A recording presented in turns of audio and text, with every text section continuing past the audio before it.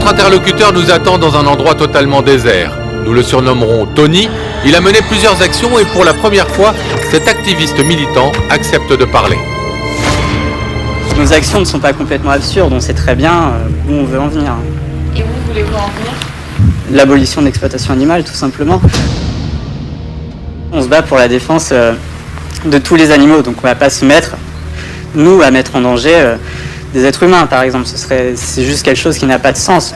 Économiquement, ouais, nos actions peuvent être très dommageables. L'ALF, c'est quelque chose qui peut faire couler des entreprises quand même. Comment ? Par exemple, ça peut être de faire un communiqué de presse annonçant qu'on a contaminé des centaines de flacons au hasard d'un produit pharmaceutique d'une grande entreprise qui teste les 10 produits sur les animaux. Ainsi, on force l'entreprise à retirer du marché tous ces lots.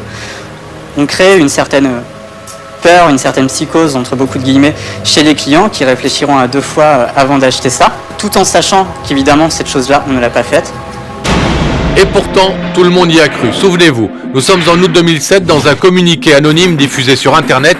Les militants affirment avoir contaminé avec de l'eau oxygénée 85 flacons de produits pour lentilles de contact, pour, disent-ils, que les laboratoires ressentent la douleur des animaux qu'ils tuent. Tous les produits ont été retirés de la vente, une menace prise très au sérieux. Gilles Bertil est juge antiterroriste, spécialiste des indépendantistes corses et bretons. Nous l'avons interrogé sur ces militants. S'ils se revendiquent du vocable terroriste qui n'est quand même pas très glorifiant, bon, autant on dit un guérillero, il y a une forme de romantisme qui s'attache à ça. Terroriste, c'est quand même moins laudateur comme terme. En tout cas, à mon avis, ce serait leur faire un cadeau que de les considérer comme tels. La cause des animaux est certainement une noble cause, mais ça ne va pas modifier fondamentalement la structure de l'organisation politique de la France.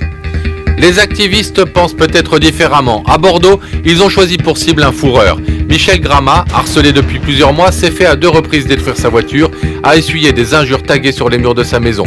Il y a quelques mois, une limite a été franchie. En pleine nuit, des membres de ALF ont tenté de mettre le feu à la porte de son garage. La maison remplie de fumée. Je dormais. Je me suis levé, j'ai la fumée. Parce que c'est des... j'avais des bidons d'huile, des bidons de peinture. Si j'ai eu la voiture, si j'ai eu le feu, ça va très très vite. Hein. Heureusement qu'ils m'ont téléphoné. Enfin, qu'ils m'ont sonné. Je veux dire, à la porte, on dit, monsieur, vous avez le feu chez vous. Non, c'est pas une petite affaire. Ça va passer vraiment au stade d'audience. Sur le site internet du mouvement, accessible à tous, ils incitent les internautes à faire de même. Il est à la portée de chacun de crever les pneus des voitures de tortionnaires d'animaux. Si vous connaissez la voiture d'un tueur d'animaux, plantez lentement une pique en métal dans les pneus. Mieux encore, il donne les coordonnées personnelles du commerçant, un harcèlement moral qui l'a poussé à bout. C'est vrai, j'ai peur. Oui, bien sûr, je peux avoir peur. J'ai le droit d'avoir peur. S'ils veulent que j'arrête mon activité, ce qu'ils disent, comme je vous l'ai dit, est-ce que je dois changer de métier? Est-ce que je dois quitter mon domicile? Changer de ville? Me cacher? Avoir honte de mon activité? Pour ma famille, j'ai demandé la protection de la police. Voilà. Parce que je ne suis pas quelqu'un de courageux, de fort. Comme tout le monde, j'ai peur. C'est pas quelque chose à prendre à la légère. On ne met pas une cagoule un soir pour aller libérer des animaux sans prendre conscience des risques que l'on encourt, quoi. Toutes les icônes de ce mouvement et de l'ALF sont des gens extrêmement réfléchis, extrêmement intelligents, qui savent vraiment pertinemment pourquoi ils l'ont fait et qui assument complètement leurs années de prison en Angleterre ou aux États-Unis, quoi. Donc il faut quand même avoir une grande force morale pour assumer le fait de prendre 3, 5, 10 ou 12 ans pour certains, juste pour avoir libéré des animaux ou avoir mis le feu à quelque part.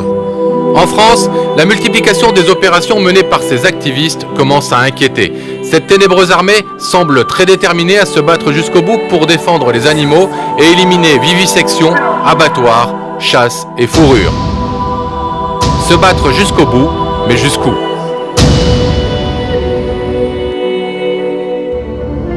Alain Bougrain-Dubourg milite depuis longtemps pour défendre la cause animale. Nous lui avons demandé s'il cautionnait les méthodes des activistes de l'ALF.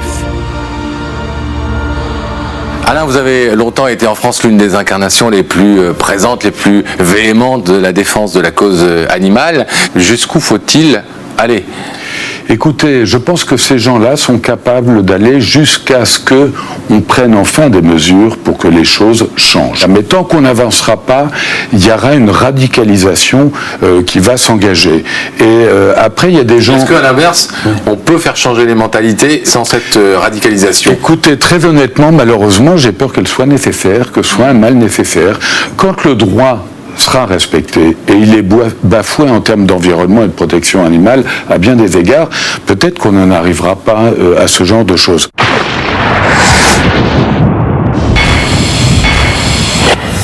Ensuite, il est vrai que pour changer les modalités, c'est malheureux, mais il faut booster. Il faut un événement. On est dans une société où la situation de crise, l'événementiel, la rupture, mot à la mode, peut conduire à s'interroger, voire à engager une nouvelle gouvernance.